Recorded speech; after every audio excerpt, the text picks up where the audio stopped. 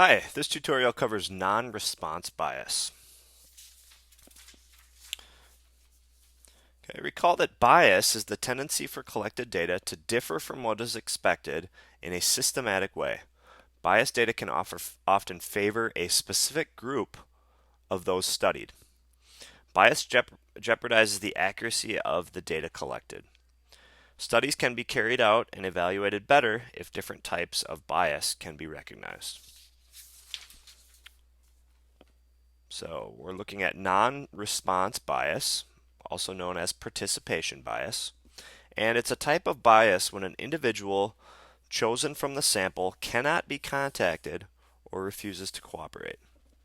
When non-response bias occurs, there is an unrepresentative sample, which is bad.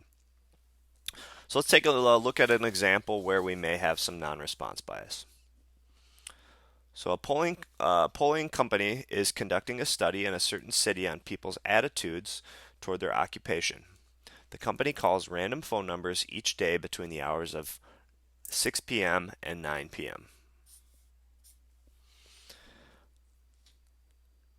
So this is going to create some non-response bias because those that work during the evening hours will be unable to take part in the study. Okay, because it's 6 to 9, there's going to be some people that just won't be able to be part of it. Many service industry and healthcare employees work evenings.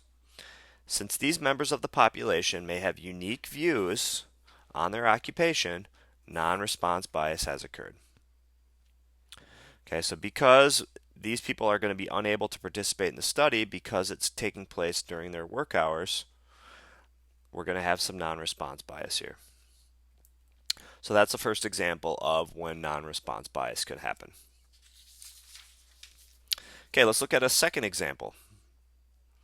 Consider a study that examines drug abuse among adults. Many drug users may be unwilling to talk about their views towards drug abuse in light of their own problems.